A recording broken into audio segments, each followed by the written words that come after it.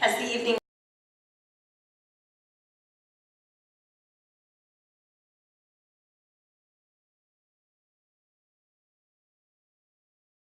We have three very gifted storytellers into all the world. It's going to be a real treat. Rick Maupin is going to start us off as the first storyteller this evening, and when he's done, he's going to hand the microphone over to Sarah Clark, a member of the Village Heights congregation, who will share of her experience of Go Ye into all the world, or her experience of the global family of Community of Christ. When she's done, we'll have an offering opportunity. A big portion of Storytellers is about the Alma Blair internship program. How many of you knew Alma Blair as a student at Graceland University? So quite a few of you. So you know the passion that Alma Blair has for church history, for history altogether. He was the professor for the summer interns in Nauvoo for many, many years. And as such, we've named the internship program after him. And so later this evening, we're going to hear the testimony of two summer interns who had served in Nauvoo and Kirtland, Nathan and Carrie Twombly. They'll share their experience, and then you'll have an opportunity to help support the Alma Blair internship, which is a wonderful program for young adults. It's an investment in future church leadership in many ways. So it's just as much about the past as it is about the future. So after we pass the hat to collect donations for the Alma Blair internship program, then Seth Bryant will share of his experience of Go Ye into all the world. Seth is also the director at the Kirtland Temple, so who knows, we may get a little bit of Kirtland experience with him as well. When he finishes, he's going to hand the microphone over to you.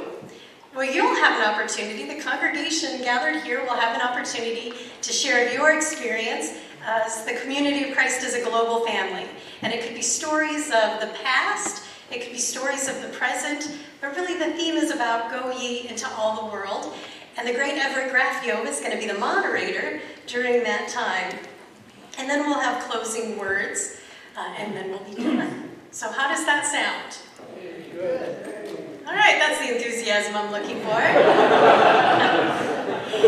Now, there is a tradition within the Storytellers program that the three main storytellers tell stories of one another, which means Rick Maupin would tell a story about Sarah Clark, and Sarah would tell a story about Seth. And come to find out, the storytellers have never really appreciated that tradition. They don't like people telling stories about them. So considering, well, there was a grand idea introduced to us that considering it is Everett Graffio's birthday tonight, wouldn't it be great? I believe 39, was that? We thought, wouldn't it be great, rather than telling stories of one another, if we told stories of Everett tonight?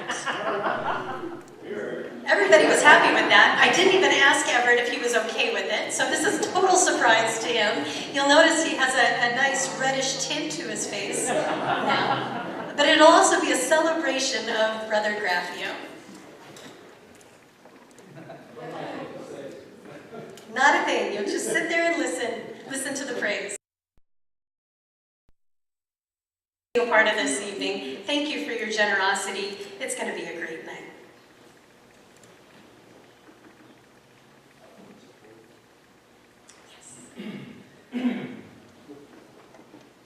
Just a clarification on the story that Everett was sharing, their first experience in Tahiti. Steve, where are you? I've lost, there you are. A clarification, what Everett probably doesn't know is Steve still has that nickel.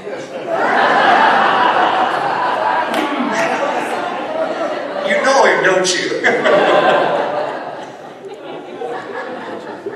Well, I have so many stories about Everett, but I've been given a time frame that I should work within, and so I'll be sensitive to the time. And I heard this story from a very reputable source who has a Australian accent that used to travel around with Everett. And if you can imagine, Everett was in India, and I believe it was probably Tamil Nadu, one of the southern states of India. And Everett was preaching, and he was waxing eloquently, and he was waxing eloquently, and he was waxing eloquently. Did I tell you he was waxing eloquently? And he went on, and my colleague, and Everett's colleague, happened to notice that the person who was translating for Everett, it did not appear that the translator's gestures and facial expressions were totally matching what Everett might have been saying. But Everett was waxing up, and he went on in a large crowd out there. And later, after the worship service, our colleague, good friend, who never embellishes a story, asked the translator, "It seems as though you and Everett may not have been in sync." And the translator said, "Oh," with a big smile, "oh, they wouldn't have understood what Everett was saying. I shared the story of the woman at the well." I understand that was not the only time, but one of the times in India when Everett would have liked to have throttled a staff member. Probably shouldn't say this, but Everett, you probably would have saved a lot of grief from Mark Heron and me if you would have done that and throttled that person. It's indeed a pleasure to be with you tonight.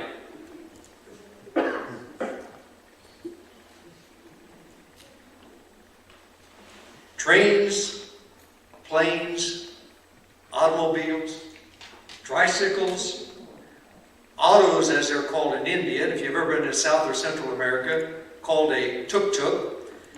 All of these are ways that we and many others here travel around the places that we travel and how we get to those places. Sometimes, let me back up here a second. There was a brief video that probably is best, Barb, that it didn't show up because risk management would probably have had a kid. Sometimes in places where Mark and I travel, getting from point A to point B may mean being on the back of a motorcycle. We had a little motorcycle video, but we'll just assume that that was not there. And there are other times when travel may not be as fast, but it's certainly dependable.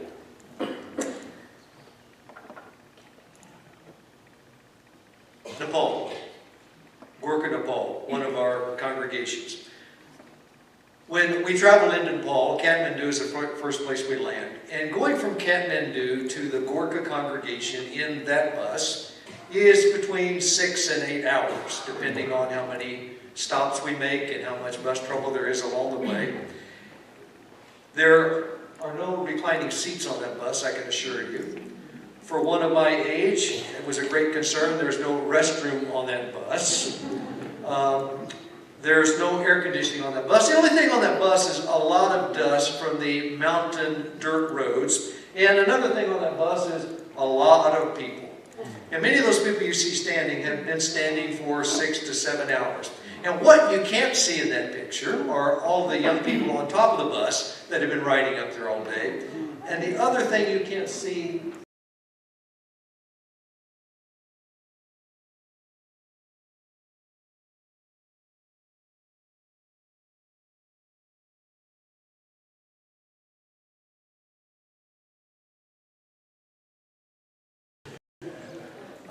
but it is a discovery.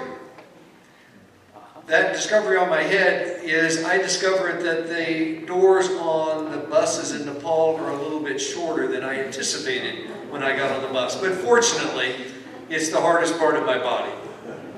Well, we got to kind of the base camp and stayed overnight, and the rest of the journey required a four-wheel drive vehicle to get the other 2 to 3 hours up the mountain to the Gorkha congregation. As we're riding up the mountain, and my colleagues put me in the front, and they're riding in the back, and literally in the back, when I looked through the back window, you could not see them because the dust was so thick for the full 2 hours. We were all wearing surgical masks. And I asked the driver, what is this yellow can sitting between my feet? I thought I knew, and he said, oh. He said, the factory-installed gas tank fell off of here many years ago, so that's our fuel tank. And I said, oh. So the fuel's going through that green hose? And he said, yes. Well, and he also said, if you wouldn't mind, kind of keep your feet against the bottle so it doesn't bounce around too much. Well, he told me a little bit late because for the next 3 days, I smelled like eau de diesel fuel, soaked in diesel fuel by the time we got to the top. We finally get near the top and dirt roads, some landslides. We had to stop for an hour or so and wait till they had removed the landslides. And I'm hoping all along, because we're now getting close to the rainy season in the fall. And I'm just praying, oh, please, Lord, no rain today. We'll never leave here for the next month. We finally arrived. The Gorkha Community of Christ in Gorkha, Nepal.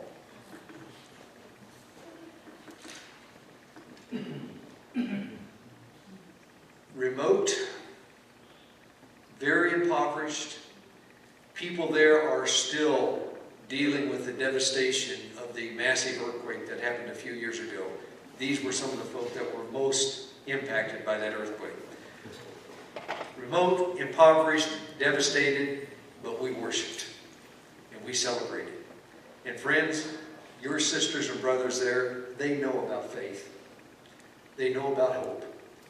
They live those things every day of their lives. Your support through your prayers, your support through your financial generosity is helping the saints in Gorkha know that they are not just a remote, all-alone congregation. These people know that they are part of a global community. Thank you for helping them know that. Now, let's travel a little bit more through Nepal and look at some of the beauty that will be found in Nepal. It's almost surreal when you see the Himalayan mountains at sunset from one of the valleys. It's indescribable. We're now boarding another plane, and we're headed to the small city of Biratnagar, where Mark was just in the last 4 or 5 weeks. And as we travel to Biratnagar, the pilot says, if you will look out your left window, that highest peak, what you're looking at, and we were flying at 25,000 feet, that peak is about close to 30,000 feet. That's Mount Everest. Majestic, awe-inspiring, beautiful. However, everything in Nepal is not always beautiful. Last year in August of 2017, in Biratnagar and the surrounding area, they experienced some of the worst flooding ever recorded in history. And some of our sisters and brothers in those 2 congregations in that area had great damage to their homes. Many of them lost their houses. They lost everything. But you were there. You helped change this story. Tonight we're talking about stories. You are helping create stories. You helped change this story because many of those houses are being rebuilt. And here you can see one of the houses that's almost finally reconstructed. And it just lacks one final coat of what we would call mud, which is done by a brigade of women. Many of them are Community of Christ members who will go around, and it's almost an art where they will put the mud on those homes. But more important than just the rebuilding or the construction of homes is the demonstration of community that we found there.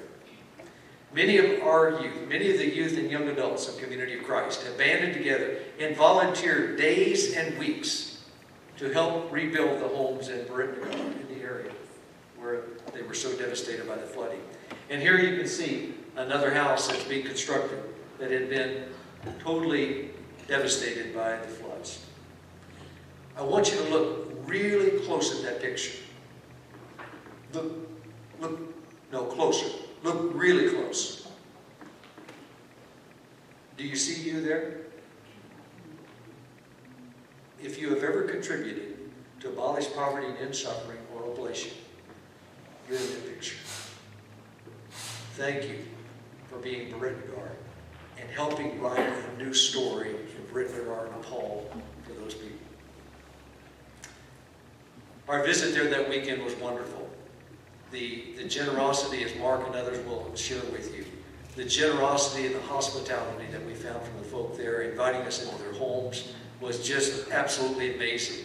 We visited, I lost track of the number of houses we visited on that one particular day. You see the green plastic chairs in the background? Well, Diane started noticing something. Every home that we went to, the same green plastic chair showed up. And she also noticed something else. Do you see the cups on the table that we drink the Coca-Cola from? The same cups were showing up at every house also.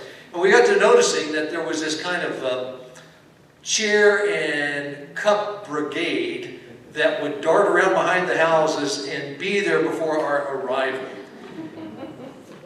Now, I'll have to admit, one of my vices, there's only 2 or 3 on that list, but one of my vices is I like Coca-Cola. But after about 10 glasses of Coca-Cola that afternoon, well, we're in the bathrooms. Hey, this is my story. You were only the driver tonight. Thank you. So, she's seen my script, but I'm off script right now. So after about 10 cups of Coke, one of the ladies asked my wife, would you like to use the restroom? And Diane, in full traditional women clothing, needed to use the restroom, and so she used the traditional restroom there that Bud and Everett and others would be accustomed to. And after quite some time, she came out and she said, that was quite interesting. A wonderful week in Nepal, or a wonderful week in Britain, our weekend, and it ended with a worship service. And in Nepal, they worship on Saturdays. That's the day off. Sunday is a typical work day there. So we're worshiping in the Britain-Agar congregation, and every worship experience always includes an opportunity for people who have so little, an opportunity for them to graciously give to the church and the work of the church. Well, we're going to leave Nepal. I'm watching the clock, Barb, so we need to move on. We're going to leave Nepal, and now we're going to go to India. And in India, right now, we have a church presence in 4 states. India is divided into states. We have a church presence in the far southern states of Tamil Nadu and Kerala. And next up on the map would be the state of Andhra Pradesh. And then next is the state that Brother Graffield referred to, the state of Odisha.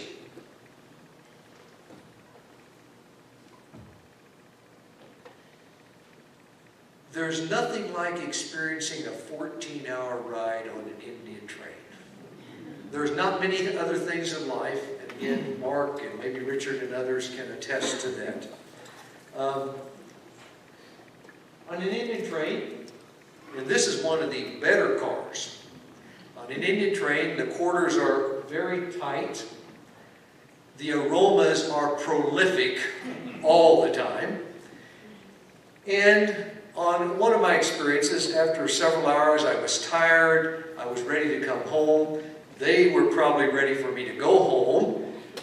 And I was standing there, can't sleep on the train, 2 o'clock in the morning, and I'm standing there just trying to say, what am I really doing here, bud? I need to be somewhere else. And I'll have to admit to you, this will probably come back to haunt me, I detest mice and rats. I'm scared of mice and rats. And I looked down, and crawling across my feet was a medium-sized rat in this train car. Oh, by the way, if you're ever on an Indian train, you might want to check the restroom before you get on the train. Because, again, there's nothing like an Indian train restroom. And some of you are looking at this picture, and I can see your minds. You've already figured out part of that. Yeah, those little pads are where your feet go. And you figured out the rest of it, right, Carrie? Oh, yeah, there's no toilet paper. Huh. Welcome to India. Well, we're back on the road in a 4x4. And,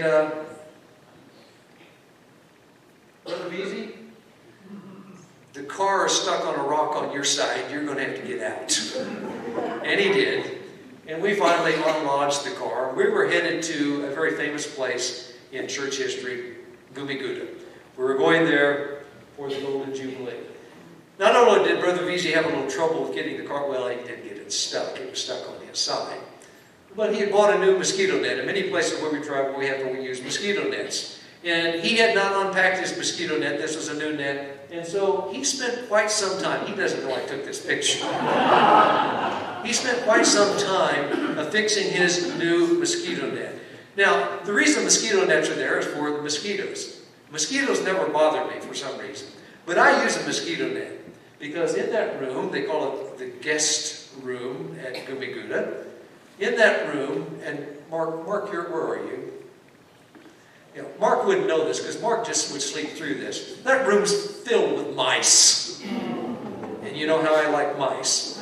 And so I take my noise-canceling headphones as soon as I can, and I took the mosquito net in, thinking that the mosquito nets will keep any mice out of my bed. Unknowingly that mosquito net is not going to stop any healthy mice at all. But I put the headphones in, and one of the trips there, Mark and I were staying in the guest room, and one of the staff members said, by the way, there's a little restroom. It's actually a Western toilet stool there. And they said, before you go in to use the restroom at night, and after you do that, there's a little porch. Make sure you close the door on the porch after you've gone out and when you come back in. I didn't want to know why to close the door. I just closed the door. I thought I'd ask the next morning when we left. So the next morning I said, Brasuna, why did you tell us to close the door? He said, well, just a few weeks ago, Rashmi was in there, Amson Malik's wife, Rashmi Malik, and in the middle of the night they heard her screaming, and they ran in, and out on the little porch was this cobra that was running in the building. Remember the mice? Okay.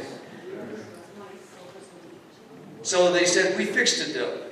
We put up this wire. Well, the wire mesh has got holes about this big in it, all through it. So yeah, it's fixed. So we were there though to celebrate the 50th year of the church in India.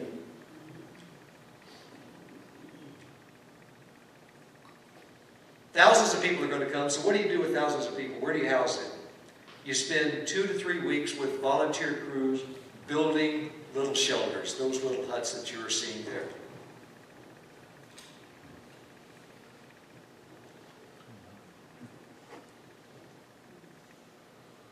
Outside the hut, Brother Veazey is talking to a couple of the ladies who are cooking. And in the background, you can see Brother Mark and myself visiting with some of the young adults.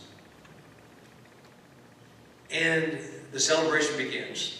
And it begins with a procession from the church building on the other side of the Gumiguda School to another piece of property on the other side of the village. And the procession goes on and on and on with huge trumpets, all sorts of dancing, all sorts of flags. And it goes on and on and on because there are thousands of people. As a matter of fact, it's estimated that there were over 14,000 people for the Golden Jubilee. Possibly in history, possibly, I don't know, Barb, maybe the largest gathering, or one of the largest gatherings ever in Community of Christ. As we gathered there and celebrated 50 years of Community of Christ, 50 years of sharing the good news of Jesus Christ through Community of Christ in India. And as we sat there on the stage, behind us on the stage with this huge banner, which would have covered most of this wall, the banner announcing that, but what really caught my attention on that banner, even though I've seen it thousands of times, was that logo. That logo in such a remote, in some ways desolate place, but there that logo said, we're all about God's peaceable kingdom. Another member of the presidency just recently was with Mark and I in India. And in India, we have just established 4 new mission centers. In the last 2 years, we now have 7 functioning mission centers in India. And Brother Scott Murphy here in this picture is offering the prayer of setting apart for one of the counselors, one of the officers in one of our new mission centers. And just like President Veazey, President Murphy needed to get out of the vehicle. We were on our way to Gumiguda. Brother Murphy had never been there. He wanted to go to Gumiguda. We wanted to get there before dark. Well, you can see from the shadow from Brother Mark here that the shadows are getting quite long. We did not make it to Gumiguda before dark. It was well into the nighttime before we got there. But we had to take a little stop here because on the fine roads that we traveled on, we had a flat tire. But we finally arrived and the children waited for us. And these are some of the over 200 children that attend the Gumi School. Many of these children would never have an opportunity to an education if it were not for Gumi School, what makes that a reality and what's made it a reality for years is a partnership. It's a partnership between World Ministry Mission Ties and Outreach International. These children, that's their bedroom, that's the place where they study, and tomorrow morning that will be their classroom. But they would never have this educational opportunity if it were not for that partnership. And again, I want you to look closely in that picture. Because if you've ever contributed to World Ministry Mission Ties or to Outreach International, you are part of that picture. Thank you. One more stop. We're now going to leave India, and we're going to go to the Philippines. Before we leave India, though, I would like to ask Brother Mark, at the Golden Jubilee, they produced a small souvenir booklet. And in the many years that Brother Graffio shared there, we would like to present him this souvenir booklet from the Golden Jubilee.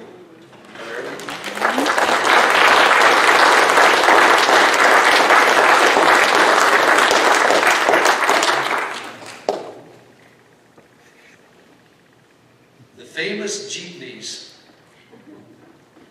of the Philippines. Another way that we get around the places where we travel and share ministry. And there's a familiar face to some of you, Brother Andrew Bolton, as we're traveling to another location in the back of one of the jeepneys in the Philippines. Another historical moment happened just, was it last year, Mark? Lost track. Yeah. Last year we celebrated the Golden Jubilee, the 50th year of the church in the Philippines. And these are just a few of the people who gathered there for that celebration. Just recently, about 3 or 4 weeks ago, I was there and we had the Philippine Mission Center Conference. This is Brother Max Cavita. Everett and several others would know Brother Max Cavita. Max Cavita was one of the first 3 members of Community of Christ in 1966 in the Philippines. Brother Max Cavita served as a leader there for many years. He now serves as an evangelist. The hands that were laid on his head to ordain him the office of evangelist, I think, was Brother Everett Graffio many years ago. That's what the records say, Everett.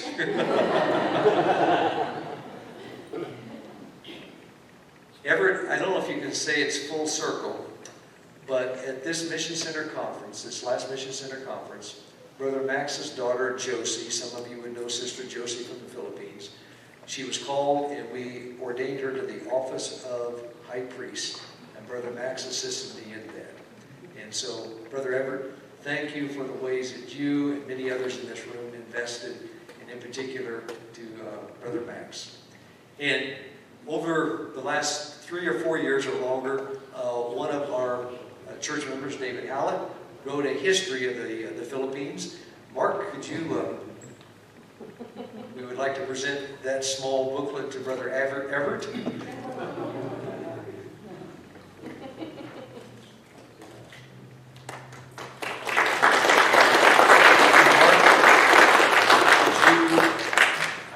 Laid out there for Bud also.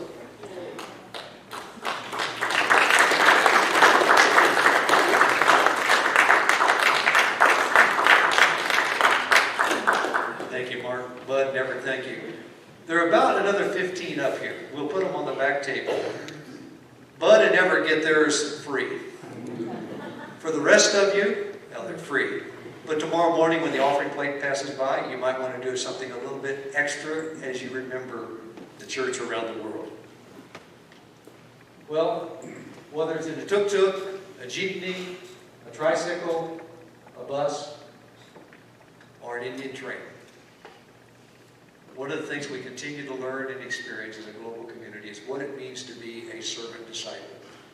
And I want to loop back to what Brother Everett shared in this story earlier. There's nothing more humbling, but there's nothing that speaks louder than one washing another's feet. I continue to learn what it means to be a servant disciple in the many places that the church goes. And I would hope and pray that this scene represents who we are. If people don't know a lot about us, I would hope they would say, we really don't know who those people are, but we know that they are servant disciples of the Lord Jesus Christ. Thank you all for helping make all these stories. You are writing these stories. Let's continue to write new stories. Thank you.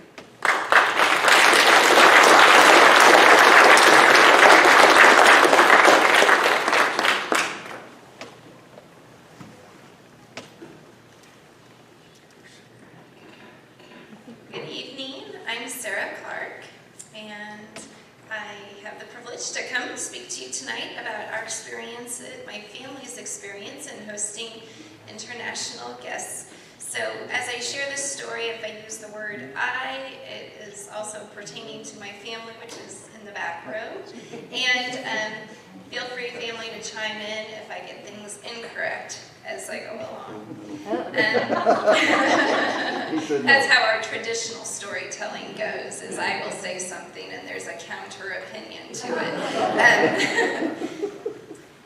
Our first introduction, or my first introduction to the international church members was when I was dating my husband, and his family hosted the Tahitians during an IYF and also during the women's conferences back in the 90s. They had a positive experience, and I remember being part of some of those memories. So in this way, Judy and Everett have helped shape this moment, because they helped plant the seed that Tahitians would be a part of the Village Heights community, and therefore part of my husband's family tradition. And tonight I'm here because of a prompting and perhaps a prodding on behalf of Everett and Barb to share. My story about Everett is that he's a man that I've always respected and been a little intimidated by. He stands tall and straight, and I know that I cannot slouch when I'm with him. I need to do my best. In the same way, when he serves and he calls me to join in, I cannot say no. I need to get myself together and do my best. And when it was time for me to have my evangelist blessing, I knew that he was the one to give me direction and keep me challenged. And so here I am, ready to serve and follow in Jesus' example, but lived out for me by Everett.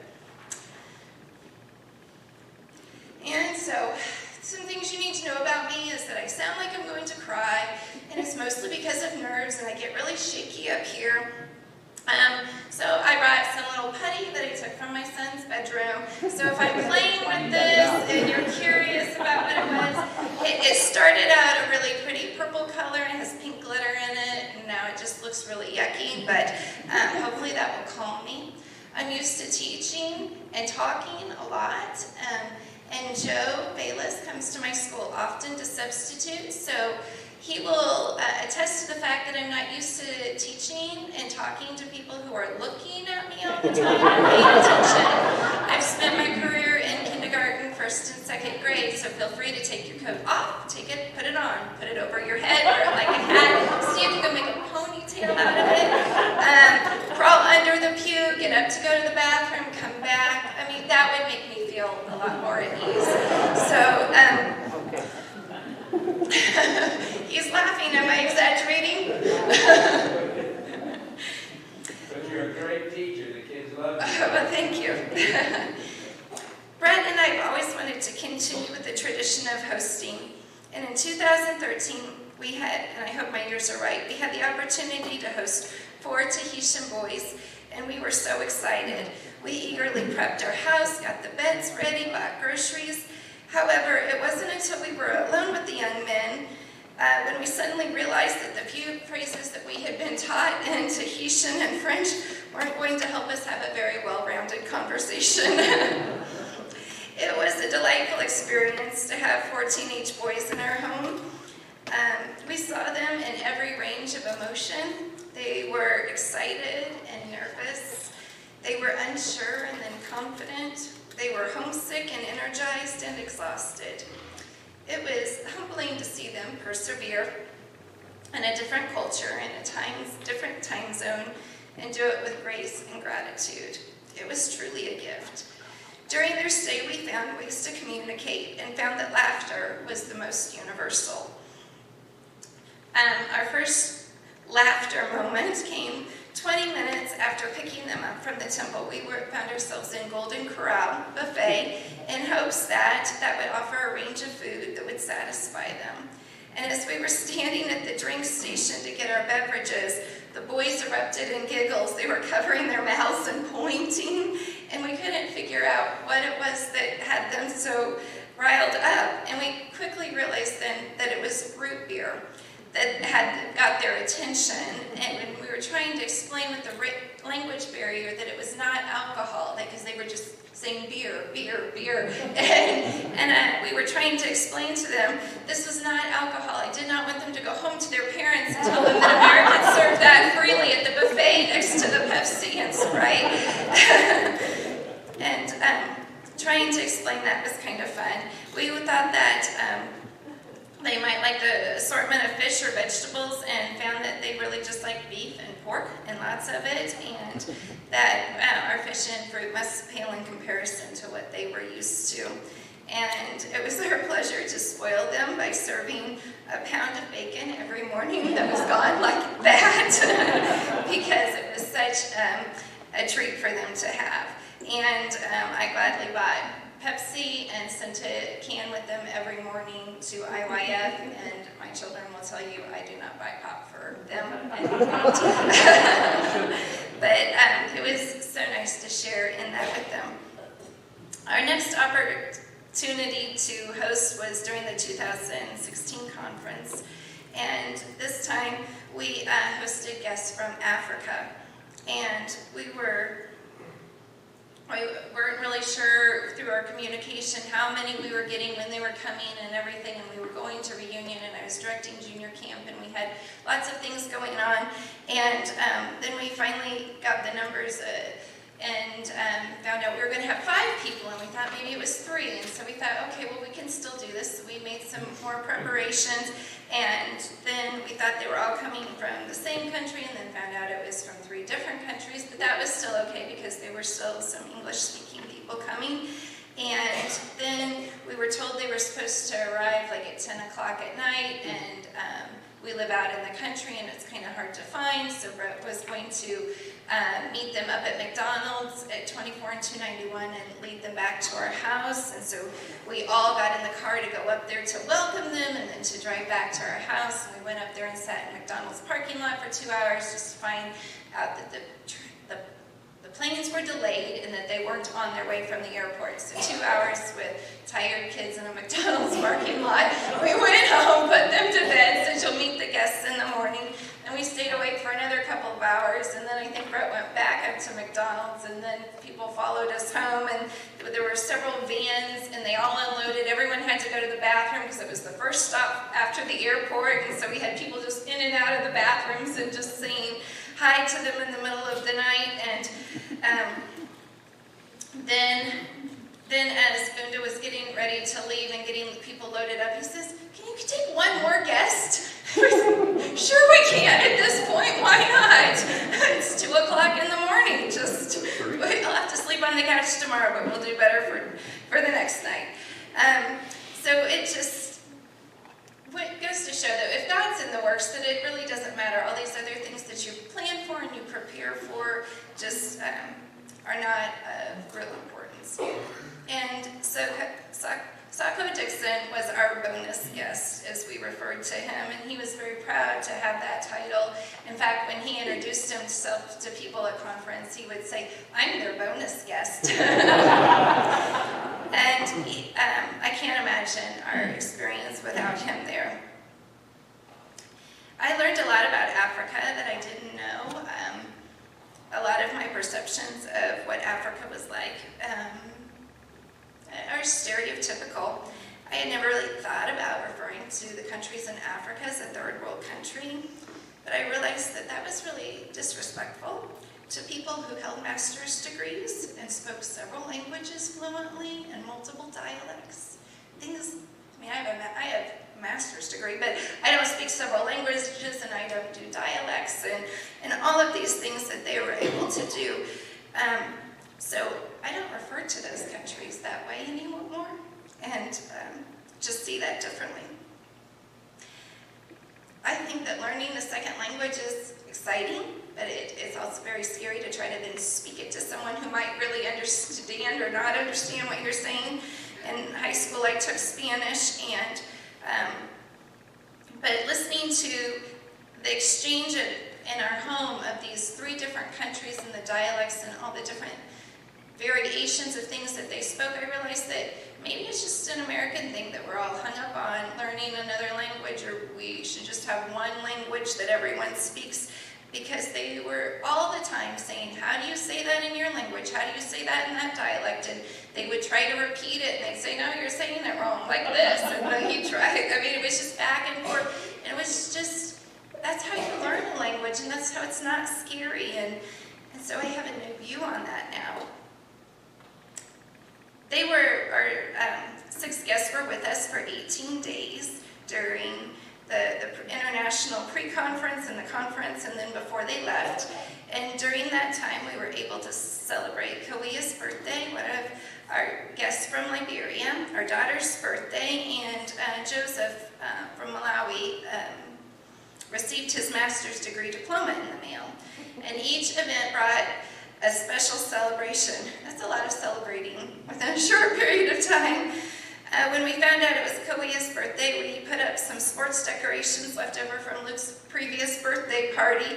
And it was really exciting to see a grown man be so excited about a birthday banner with footballs on it and little soccer decorations. But he went around and looked at all of those, and I don't know exactly what that would have been like to have a birthday in Liberia as an adult, but he was excited, and I overheard him talking to his family on the phone that night and saying, and they had decorations all over, and telling them about these things. We gave him a birthday card, and it was one of the musical ones that opened and played music when you opened it, and that was an amazing hit too. All of our guests began dancing when the music started, and they continued to tease Kawia throughout the conference that they would hear it periodically at the temple or the auditorium. I think I heard that music playing today because he had tucked it in his bag and taken it with him to his meetings. And we had cake or cupcakes and ice cream, but we quickly found out that they would pass up a serving of cake in order to have extra icing. So we dispatched with the cake and just bought more icing for the next event, or more ice cream. For our daughter Brianna's 14th birthday, they shared a tradition from their respective countries and their families. And it just really gave me chills to have them sing and do traditional things of love and hope and blessing that they bestowed on my daughter. That they sang her songs in their languages and told her poems and stories that they would have shared with their children. It was beautiful. Our 3rd celebration was Joseph's completion of his master's degree in theology, and he was able to complete this when he was in Malawi, but he had not received his diploma, and we had to contact the university, and he wanted to drive to Joplin to go pick it up, and I said, oh, they can just mail it to us. I think we can have that happen. Because he's like, well, that's not very far. Joplin's not very far. And, no, it's not. When you've come from Africa, but they can mail it to us, and we'll receive it while you're here. And so while he was at meetings during the day, the mail came, and we saw that it had come. And so we headed off to Party City and saw that the graduation items had been clearanced by that time, and we were able to pick up some more banners and balloons and some little graduation mints. And when he came in that evening, he saw that living room was decorated again, and he was so excited. And then he was passing out his graduation mints. And but the best part was that I still had my robe from my master's graduation, complete with the hood and cap, and so we were able to put that on him, and he took multiple photos wearing that in front of our fireplace holding his diploma, and then was able to send that to his family. And that was just such a special moment to be able to share with him. Each time we hosted, we were prepared to provide our guests with what they need, but each time we were blessed with others coming to support us. We've had church members slip us money so that to help out with groceries, and family members go grocery shopping with us. We've had people help with the bill at the restaurant and bring us homemade goodies to supplement our breakfasts. And I found this to be a true testimony that if people will respond as they are called and able, then other people will respond and help uphold them. As part of this generosity, we were able to have an African cooking fest in our kitchen. It was very similar to cooking shows you might see on TV. My mother helped me find recipes on the internet of traditional foods from Liberia, the Congo, and Malawi. And when our guests confirmed the authenticity of the recipes and showed so much excitement in being able to make some of their comfort food, the plans were set in motion. My mother and I shopped multiple grocery stores looking for the right greens, because there's a lot more than what we traditionally eat, and the staple ingredient of cassava, which we finally translated into it being a yucca root, although when we showed it to them, very excited, because it took 4 grocery stores to find it, they said ours doesn't look like that. But they appreciated the gesture and made do. But it was absolute joy and excitement when they returned home from conference that day to find the ingredients for their respective recipes laid out. And I had grouped them by recipe, each ingredient, but they were grabbing out of other people's piles things that they wanted to be able to use. And then there was quite a bit of banter going back and forth about who should make the nasima, the traditional cornmeal dish, and we had a couple from the Congo, and so Marcel was adamant that his wife, Therese, would make the best nasima and that she should be the one to prepare it. And Chizazo from Malawi said, but I also prepare it in my home, even though I have a wife, I cook the food also, and I can make the nasima. And they finally conceded and let Therese make it, and it passed everyone's standard. They were all very happy, but very exciting to see that going on. In the end, we had a delicious dinner, a fish nasima nendio with okra and greens and rice jollof and cassava from Liberia. And we ate African style with one hand and no utensils, with very little talking. We were surprised to find out after talking their ear off through multiple breakfasts that it's kind of rude in their countries to be talking that much during a meal, and so then I tried to not ask questions and talk. But I found that it was growing on them, the idea of having a conversation during the meal, so we could speak. So that was nice. It felt good to honor their traditions, though, as we tried to eat with one hand and roll up the nasima and get the nendio with it. Food was a source of bonding for us, and we would talk about what they had to eat at the Laurel Club, and we all had a good laugh as they described the Jell-O as the dancing food that they ate. And then we had to try to explain why Americans eat it. That was even harder. It's not a fruit, it's not a vegetable, but I don't know why we eat it. We finally decided it was because it's fun, it dances. We discovered that they missed their own pepper. Our traditional black pepper is not what they were used to, so we found some red pepper flakes that they liked better. And so they took a bottle of red pepper flakes with them every day, like contraband, into the Laurel Club, and they would get together and pepper their food.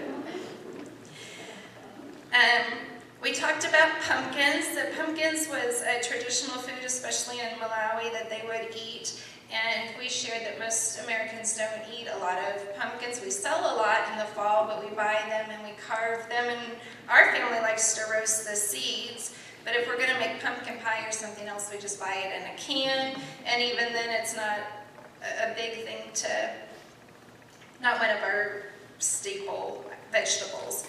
And we told them we were more likely just to carve them or decorate them or paint them and put them on our porch to look pretty. And they were so confused about why we were decorating our food and setting it out to look at and until it rotted. It was one of those moments when I felt embarrassed about how I take things for granted because I've never had to go without. And it was very humbled that that's what Americans do with food. And while we've continued to carve pumpkins in our family, it's not without being mindful that we are just playing with our food. We enjoyed extensions of the conference worship at home. My husband Brett enjoys playing hymns on his harmonica, and this became a popular evening activity. Chizazo from Malawi was especially interested in learning how to play, and without any special training, they would sit and work together through a hymn until they got it sounding right, and it was a wonderful way to unwind. One night, however, we enjoyed an enthusiastic worship as tourists led us around the living room in a parade, singing and clapping while we sang, "We are marching in the light of God." And we had 3 languages being sung in our small gathering, and the Spirit of God was with us, reminding us of our common mission. Because of these experiences, I view life differently. When we met Tayamani later that summer, as someone working in the World Service Corps from Tahiti, I recognized that while she had kind of a glamorous job going from activity to activity, doing things, and while she had a very nice host family, that it could be a lonely experience when everything dies down and there's not a lot to do. And because of my past experience, I was able to say, "We'd love to have you come stay with us for the weekend, and we'll take you to the zoo, and we took her to a rodeo in Buckner." That's a real experience. And we were able to open our hearts and homes again for that. Each of these experiences has impacted me and my family. And I've chosen to educate myself more, reading books such as Ending Global Poverty and Toxic Charity. And while I've not reached a position to give substantially, I do give mindfully to organizations that help rather than hinder development. And I now have an app on my phone that challenges me to practice French daily in preparation for any new friends that might come my way. And I hope that I can be as brave as they are to practice speaking a new language. My heart is not the same. My heart now has a deep love and compassion for those families I've come in contact with. Each of their personalities brought a unique component of friendship that I miss in their absence. I feel blessed that we took advantage of the opportunity to serve, and I am glad that we were a bit blinded to the challenges that might come because of our enthusiasm. If we had thought about it making sense, we still would not have accepted the challenge to serve others.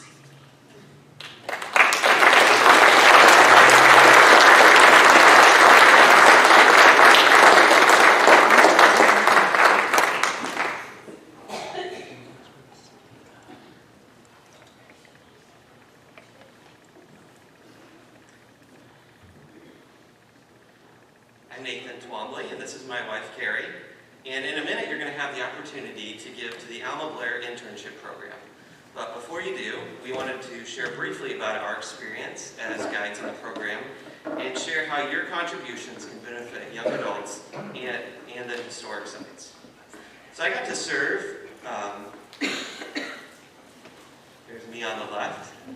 I got to serve as a guide in Nauvoo in 2000. And the main thing I remember is how much fun I had with the other interns. We would spend so much time with each other, hanging out after work, and seeing these people coming across these photos brought back so many memories. Nauvoo was also an incredible place to connect with church history.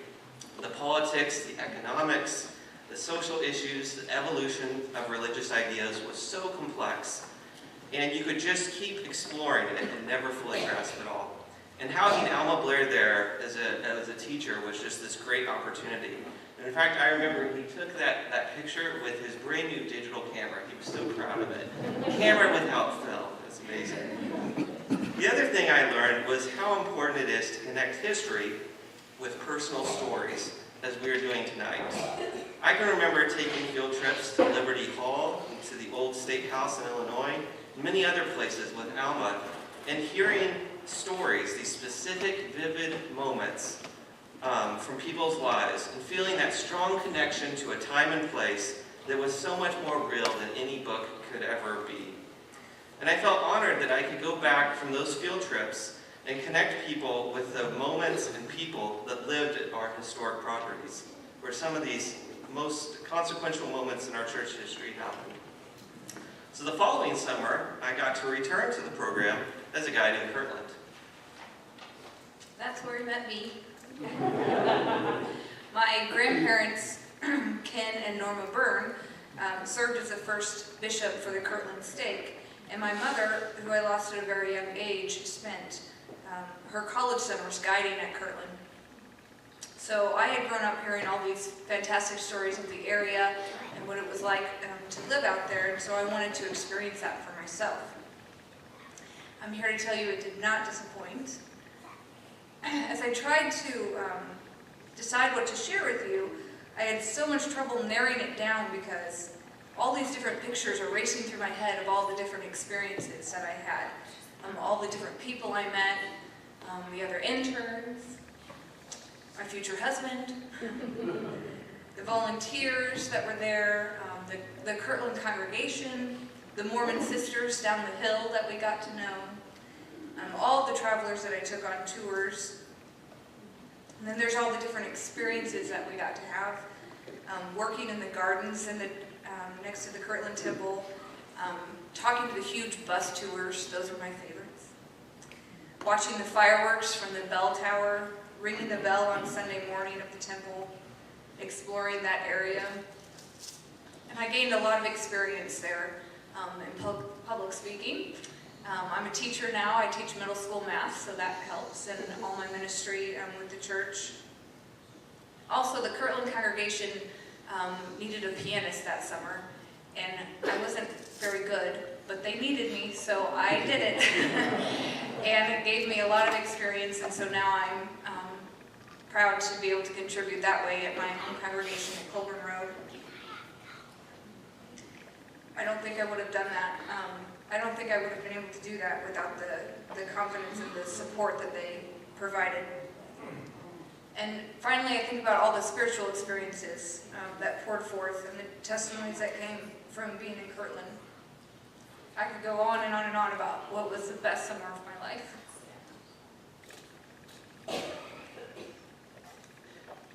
We had never been that far away from home before for such a long length of time, but in both Kirtland and Nauvoo, we found a caring, supporting congregation. We worshiped with them, we had meals together, we were invited to their homes, and we even went out on several adventures. It was a reminder that wherever you go, you can quickly be welcomed home into a Community Christ congregation. That was just one of our first times being welcomed into a different congregation. So we thank you for listening to our story. And before we give the offering and the prayer, Barb has an announcement to make.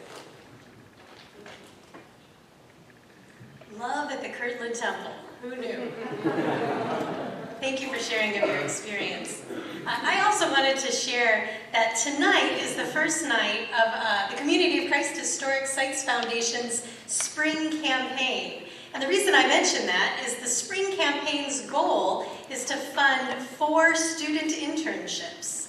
The campaign is called 20K by 20 May because it's around May 20th that these summer internships begin. And we would love to fund 4 of those summer internships.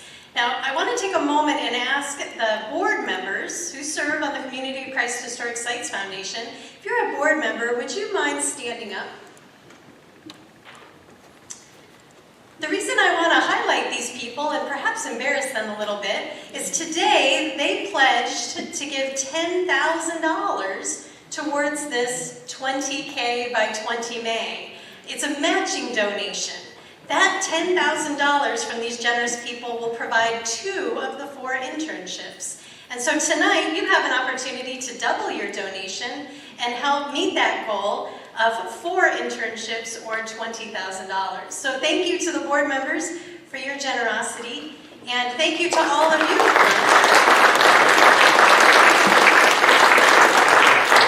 And thank you to all of you who are here, who share generosity throughout the year. You are greatly appreciated, and we certainly appreciate what generosity you give this evening. So before we pass around the hat, or those offering plates, Nathan's going to offer a prayer. So, loving Heavenly Father, we thank you so much for the rich heritage that we have, for the chance to learn from it, and for the diverse ways that we're able to experience it. We ask that you would bless these gifts that are about to be given, that they would go towards sharing our tradition and for your love with all humankind, and that there would be great joy in the sharing and in the receiving. In Jesus' name, amen.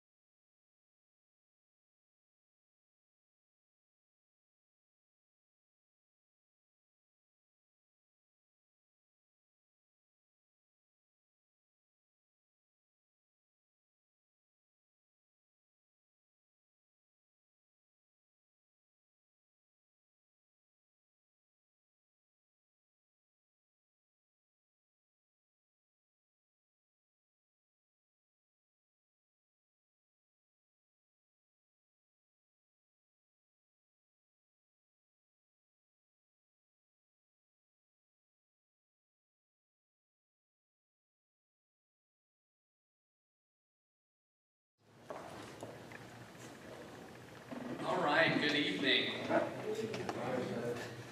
Hey, Dick. So, I am a convert to the church, and because of that, I don't have as many stories about Brother Everett as everybody else, but because I was a Mormon, I learned how to do things by proxy. So I'm going to invite Steve Graffio to come up and share with us.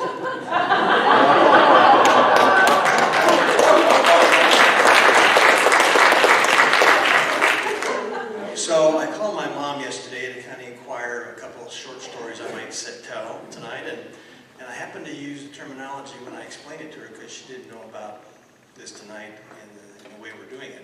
And I said, you know, Mom, they're going to be roasting him. And she goes, oh no, they're going to say a lot of bad things about him. And I said, Mom, I don't know of any bad things about him. So anyway, roasting had that negative connotation, but anyway. So I've always been impressed the way my dad thinks ahead and is prepared for things. And I found out that he really learned that at a young age. So from what I understand, he was around 8 or 9 years old, and something happened, don't know what the event was, but he was in trouble. He got in trouble and came home from school, and my grandma told him, you know what, you're going to be in trouble when your dad gets home. And I guess he knew it because he prepared himself and put a board in his pants, plank, in preparation for what might happen. And so I guess Grandpa kind of came home and took him to the basement and said, son, this is going to hurt me more than it hurts you, and it did. Because I guess Gramps, spanked him and hit the board, and it hurt. So I guess being prepared to go out on a mission, that was part of that. But anyway, so the second little story I have actually comes from the Australian that you spoke of earlier. And I guess in this case I'm going to mention him, Malcolm Stevenson, along with my dad and Charlie Brown, who is from this congregation, were on a mission trip in Andhra Pradesh, India, on or around 1994. And this trio really ministered well together, and they always had each other's backs, and they just, just really did good ministry together. So on this particular day, I understand that there was baby blessings, and I mean, I hear there were about 120 baby blessings that day.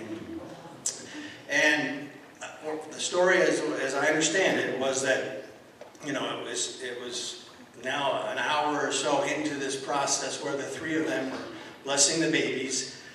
And my dad opened his eyes and realized he was the only one still there, and his other two cohorts had left the scene and left him there to handle the rest of them himself. To me that's kind of a unique way of showing brotherly love and ministry together, but whatever. So anyway, and that is a true story, is that not? Yeah. But anyway, so those are a couple brief stories that I have. Did you want to now open up the mic for others to share? Is that the... All right, so those are my little stories.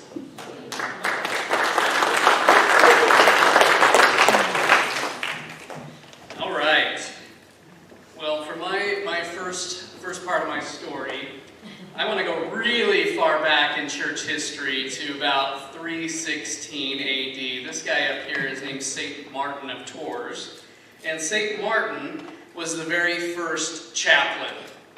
And the reason he got the name chaplain, or we get the idea of a chaplain, is because he was a Christian, and he was also in the cavalry, the Roman cavalry, and he came across a naked beggar, and he knew that Jesus had called all followers to give up their coat. But he also knew that he had to wear his uniform, so he, in that tension, came up with this compromise, and he cut his cloak in half, and he gave half of it to that man. And so the other soldiers started to call him capella, which means half cloak. And so St. Martin there eventually decided he couldn't fight anymore, so he becomes the first Christian conscientious objector. But he doesn't leave his brothers in arms, he travels with them, and he preaches the gospel, and he builds little chapels. We get the idea of a chapel from capella, and of course, you don't have musical instruments in there, so when you're there, you're singing a cappella, right? So chaplain, a cappella. He's the very first one that gives us this idea of going and being a non-combatant. Well, when I was a soldier, a very young soldier in the Army, I was at a service in a chapel, and all I could see as the chaplain was up at the pulpit, all I could see was the cross. I'm wearing my chaplain's cross. All I could see was his cross on his collar. And I had this sense of calling. In fact, I felt these words, take up that cross and follow me. I was a Mormon. Crosses are kind of icky things when you're a Mormon, and yet this cross really spoke to me. And I had this sense that that's what I was supposed to do. And so I went to school to become a chaplain, and somewhere along the way I had a hard time with Mormonism. And I found my way into this funky little church called Community of Christ, and ended up becoming a chaplain for Community of Christ, right? So I became a Navy chaplain. I was in the Army. I said, I am done with the field. I'm going to get on a ship. And the Navy said, oh, you've got all this great experience as a former sergeant. We're going to send you with the Marines. So I spent exactly 0 days on a ship, and I spent all my time with the Marines out in the field. And you might notice, well, maybe you can't see it, but just underneath where it says U.S. Navy, do you see that little insignia that's an eagle, globe, and anchor? That's the holy trinity of the Marine Corps. The eagle, globe, and anchor, the EGA. So even though I was in the Navy, I wore that over my heart, basically, everywhere that I went. And that kind of bothered me a little bit. And so I decided that even closer to my heart, I would carry this. And so every day in Afghanistan, this patch was what was closest to my heart. Because I was challenged. I guess the very first question I got asked when I was interviewed on why should Community of Christ have a chaplain? I was called into the temple, and one of our church leaders, I'm not going to give away his name for the sake of my job, let's call him Brother Murph Scottson. Oh, you guys know Brother Murph. So, Brother Murph said to me, what business does a peace church have? What business does a peace church have sending out a military chaplain? And I gave a pretty lame response. But as I served, it became more and more clear to me. And the moment of clarity came in a place called Helmand Province in Afghanistan, in a town called Sangin. I was there at a base called Fob Jackson, and I was leading a service that all of you would recognize as a Community of Christ service. In fact, I was right in the middle of the prayer for peace. I had just lit the candle, and the officer of the deck came in and interrupted the service. Now, there's only one moment that's sacred time in an infantry battalion, and it's that worship service. Chaplain doesn't get any other sacred time. They don't interrupt the chaplain's service. Nothing else happens as long as it isn't urgent. So when my service gets interrupted, something's gone wrong. Officer of the deck comes in and he says, "Chaps, I need everybody to stay put after your service." All right, what's going on? We do have some kids. I'm not going to use the language he used. He said, we got some incoming just behind the chapel here, and I heard some noise, and I wasn't sure. There's a lot of noise going on though in a combat zone. Right behind me, that chapel was basically a bunker, and right behind me there were incoming rounds. Now I want you to think about how we all share the same prayer for peace on Sundays. All of these communities of Christ throughout the world sharing the same prayer for peace. And here I am reading this, and it struck me that I was part of this community, this global community, sharing the same prayer. And yet nobody knew that on this Sunday, that one of their chaplains, who had this seal in his pocket, would be reading this prayer for peace while machine gun fire was raining down on this little chapel. And in the prayer, the words said, "God, forgive us. Forgive us for all the times that we forget to uphold the beauty of creation and the worth of all persons." And the rounds came in. God, forgive us for the places where war reigns and where people die.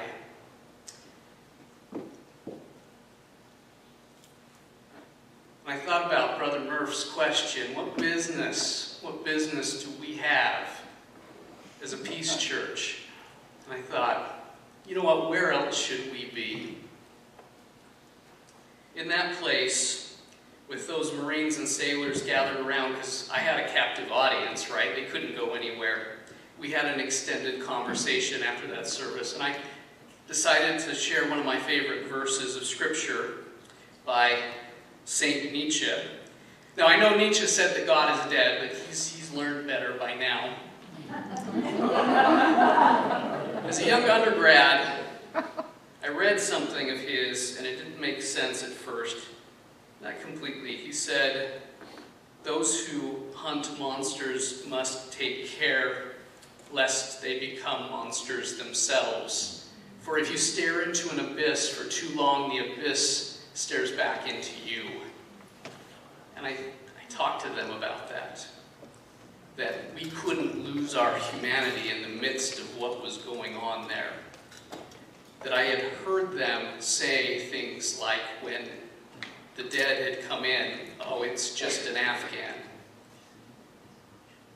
That they were dehumanizing the the enemy, and even those just civilians that were around us, just because of the horrors of it. They didn't want to face it.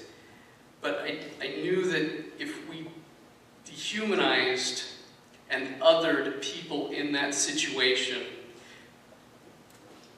that there would be hell to pay when we came home, that we couldn't lose our humanity. And so I lifted up peace the best I could, and I shared a message that was authentic to Community of Christ. The last thing I want to share with you that I carried in my pocket was this crucifix. It was given to me by a Vietnam veteran named Pete. Pete lived nearby in California where I was stationed. He carried this every day with him in Vietnam, which is where it got about 90% of it beat up as much as it is. I added a little bit to it. He carried it every day. I carried it every day in my pocket next to the seal. One day I had a Catholic Marine come up to me, and he said, "Chaps, before I left home, I wanted my priest to bless my rosary, but I ran out of time. Can you bless my rosary for me?" And I was about to say, that's really outside of my comfort zone. I don't really do that. I mean, my church does some really crazy stuff sometimes, but I've never seen that. And then I remembered, you know what? I'm carrying Pete's Vietnam rosary in my pocket. And so I wrote down the prayer as best I could remember it. This is what I said. First, I took out my rosary, and I took it and I put it with his, and we held both of them in our hands together up on the hill overlooking that Sangin River Valley. And this is what I said as we prayed. I said, "Brother, God is everywhere. Everywhere and everything is sacred. But if we need reminders that God is with us, then may it be so. Remember, even in the desert of war, even in the Sangin Valley and the shadow of death, God is always with you. No matter what happens, God your Father, God your brother, God the Comforter, one God, Mother of us all. Amen." As I left that place, the very last service, likely the last Christian service that's been held there, I played Peace, Salam, Shalom, the peace talk, the video that the church produced. Normally I did not turn up the volume during our worship services because you didn't want to call attention. I cranked it up that last time. And I sent that message throughout that war-torn valley. And I saw images of friends, of Zach Mack beating his drum, of Community of Christ folks proclaiming peace.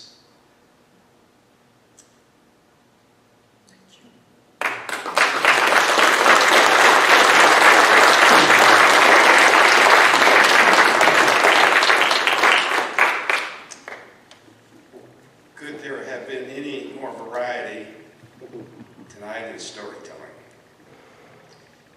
It has been very moving for all of us. Yes, bud. He and I retired in 2000 together, and they had this reception for us. I don't remember all the things that happened there, but I can remember we came in kind of together, and we went out together, and we're still together.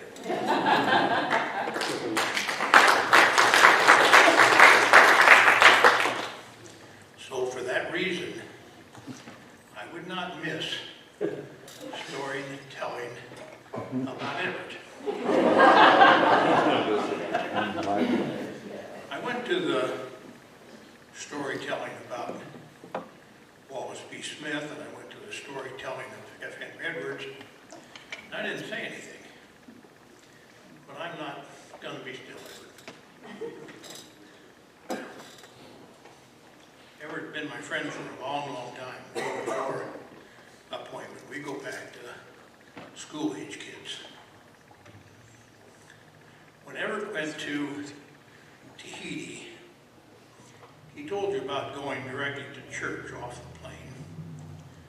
But they let him settle in with his family for a little while, and then came the day to kind of earn his spurs, which meant going out to the Tuamotu and being a missionary under the guidance of Abrahama Fa'ura.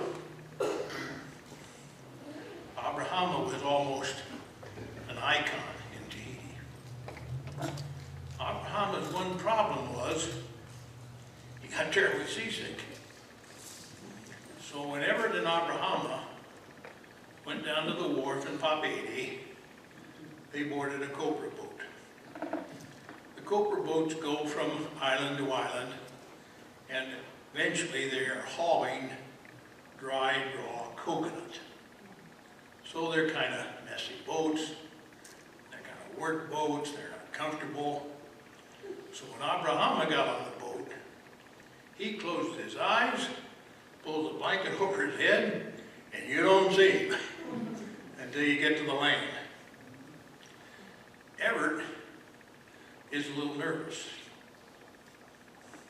This is the first time he's left Judy and the kids in Papeete. It's the first time he's really going to be challenged with the Tahitian language. And so he's laboring on the boat, not much to do. But at night, he's by the rail,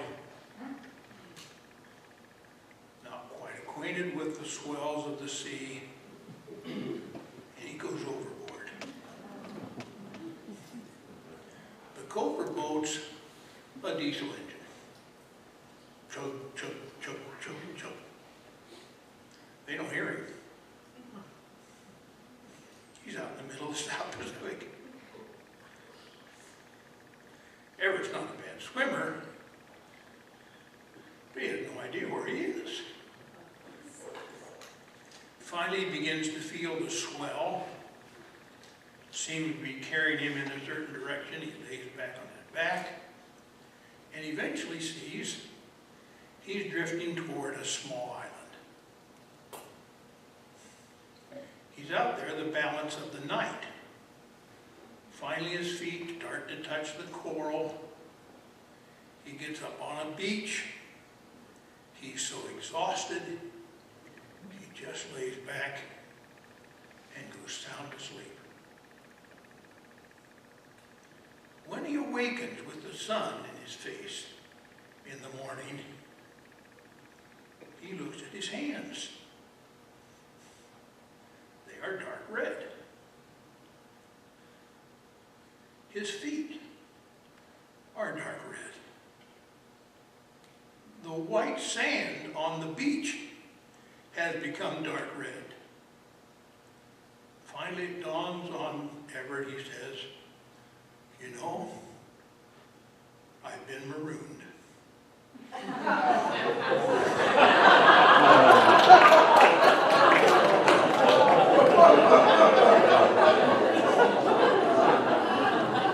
That's what storytellers do.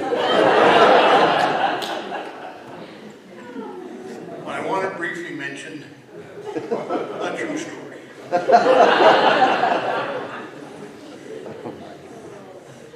Everett and I began our ministry essentially as ministers to youth. And Everett was very interested in what I was doing in the Center State as youth minister. And when he went to Tahiti, he began to see that his real legacy of Tahitian ministry was to train other people to take his place.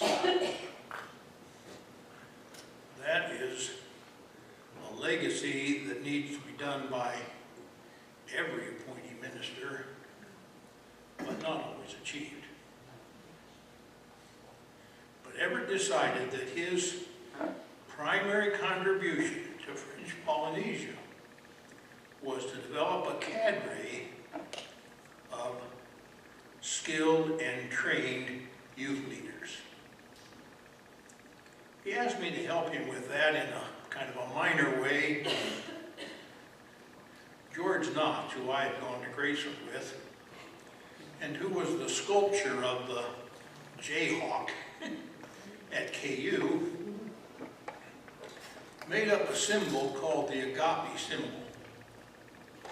And it's a triangle and a cross and a circle. And Everett wrote to me from Papeete and said, "Can you get me that symbol? I want to use it here in Tahiti." We had Camp Agape at Guthrie Grove. George had made a wooden block mold in which he could pour pewter, and he stamped out agape symbols that we gave at the end of youth camp. Everett took that symbol, and as a symbol of graduation, when he finished a fairly extensive training program for youth leaders in Tahiti, he had a corps of about 12, Everett? Yeah, 15.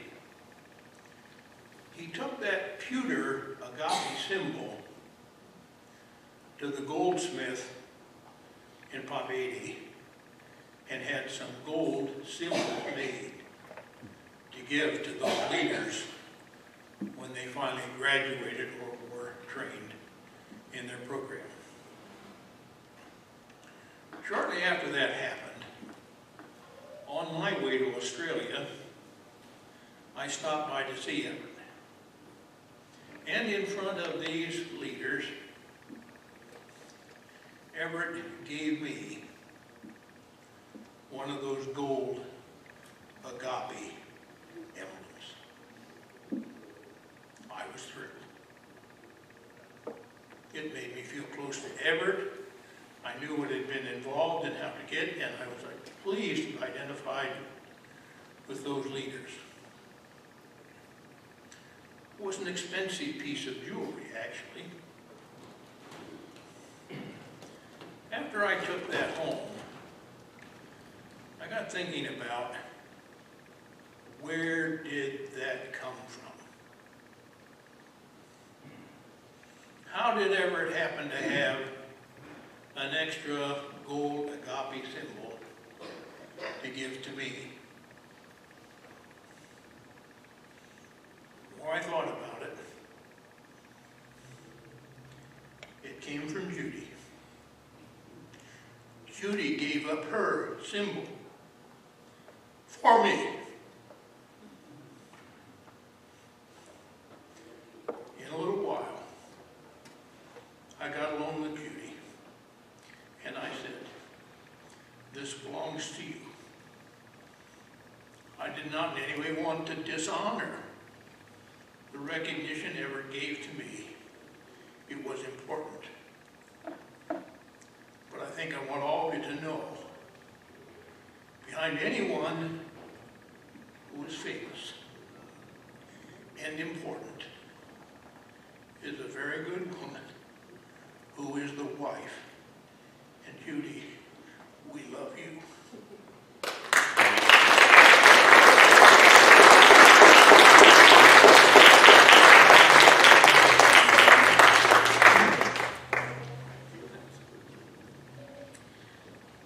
Before Everett closes this evening, I just wanted to share of your amazing generosity. The total in donations this evening was $2,682.50. Thank you so very much for your grace and generosity.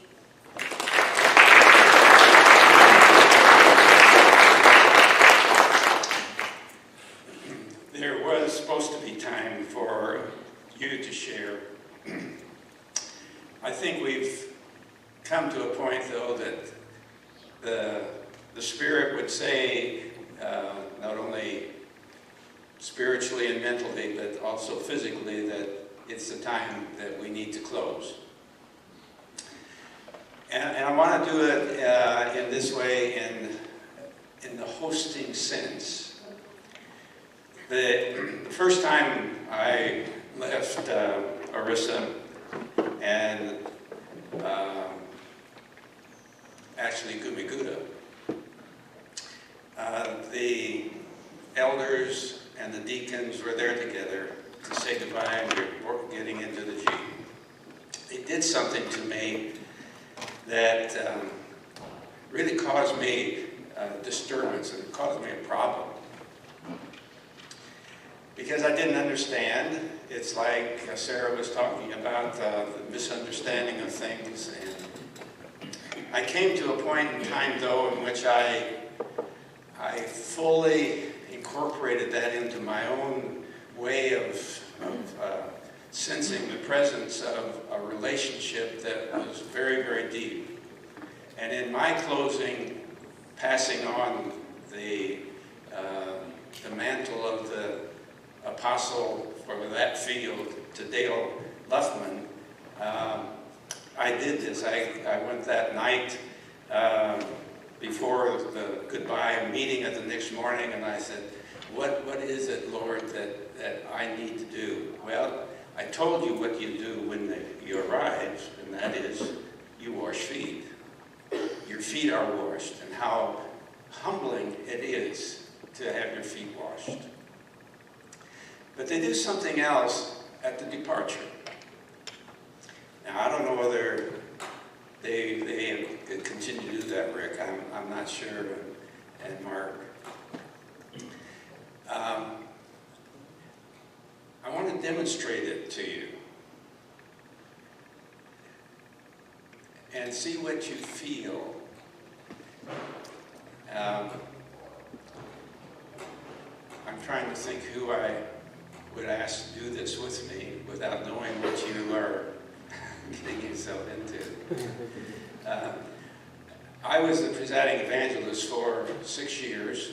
My counselor, or not counselor, my secretary was Jim Tabor. He became a good friend. I'm going to ask Jim if you wouldn't come up here, if you wouldn't mind. Or whatever. You don't have to say anything.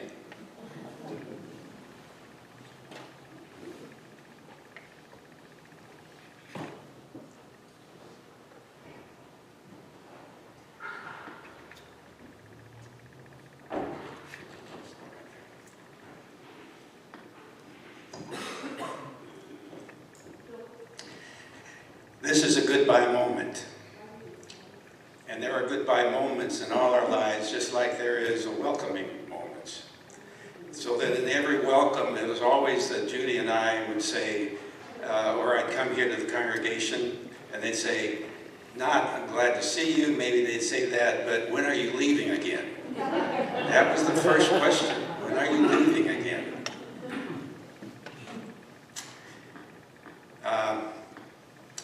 And so departures are very important, because all of us will have a final departure, of course, and how we do that is very significant.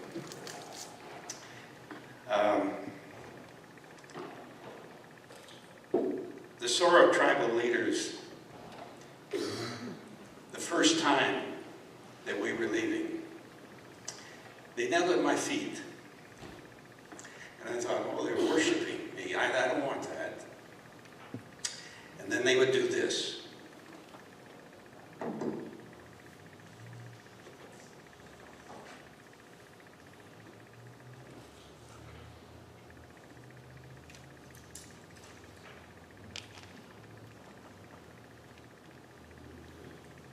And each one of them would do that. Rub the dust of my feet and my shoes. Kiss their hands where the dust had, where they had touched my feet, and then wipe it on their shirt. My first intent was say, no, don't do that. But it came to realize that is the moment, perhaps, that Jesus was washing feet. Don't do that to me. And so in my final departure from India was, there are 3 or 4 maybe over the 40 years of that ministry that stand out to me.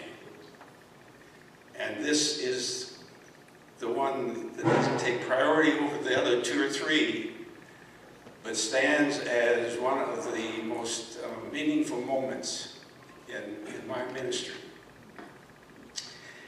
We were circled about and saying kind of the final goodbyes and having prayer, and then I stood and they were all seated on cots. That was their chairs. And I said, I'm going to do something now that you're not going to want me to do. And they chuckled a little bit and smiled and couldn't figure out what that might be. And the deacon from Gumiguda, tall, slender, he might not even be alive again. A man, when I first met him and we were in class, he was talking about the land or the world being flat, and couldn't understand how I would say 12 hours difference between where I lived and where they lived and where we were there together. But this deacon had always been so generous to me. And so I started with him. And what was the first thing was, don't do that to me. And as I went around the circle and did it to each of those elders, it was a closing moment for me. And I came to Brother Dale, and he was the only one with socks on. Everybody else had no shoes, and Dale had his socks.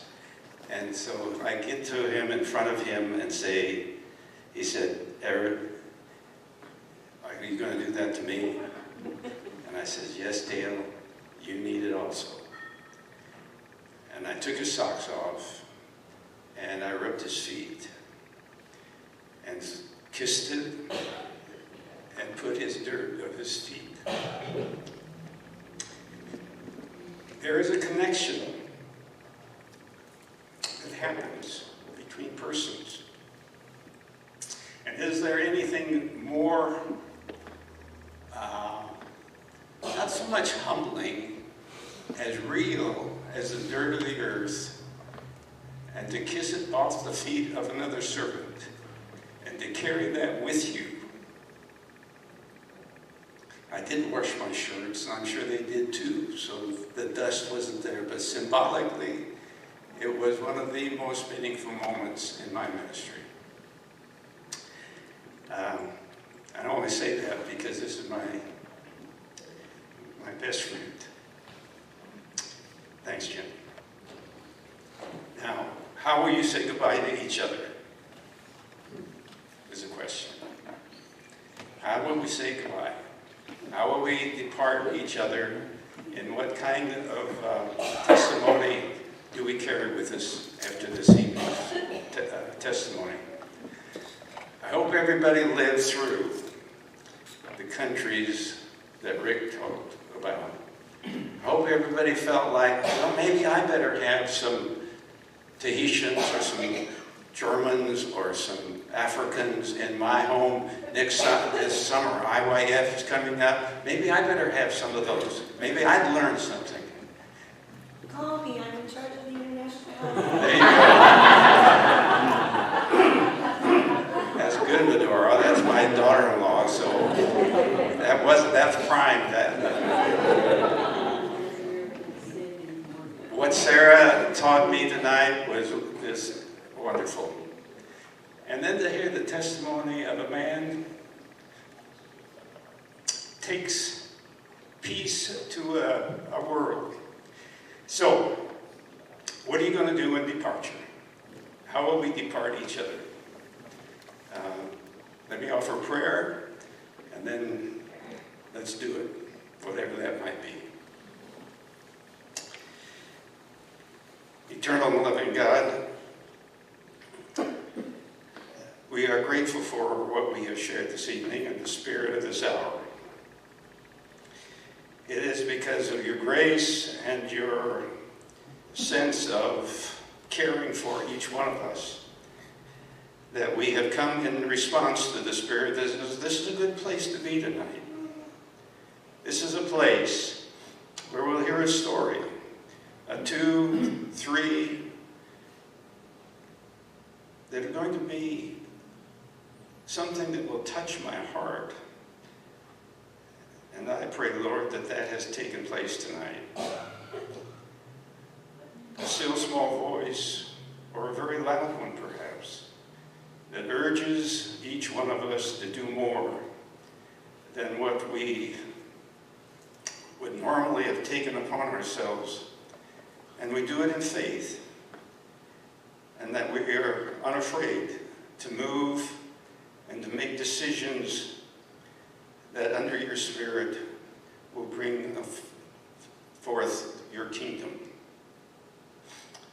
We're grateful for those that were shared, and we know that there are many, many more stories that need to be told, need to be expressed, not only to the members of the church or to the church fellowship, but to our neighbors, to our children, and to our grandchildren and great-grandchildren. They need to hear our stories, don't they, Lord? So help us to find the moment, because it is so easy to pass by the moment that is so precious. And we ask that there will be opportunities for us, not next week or next year, but even at this hour, when we return home, on the morrow in the classroom, in our Sunday schools. May our testimony of your church in the world will bring enlightenment and understanding and growth and success that brings about your peace here on earth. And we do so with much appreciation for this evening. And in the name of Christ we pray. Amen. See you at the next one. Before everybody leaves, That's right, there is. we have snacks in the back, and we have a birthday cake in the back. So we need to sing. Would somebody please start Happy Birthday? Happy birthday to you.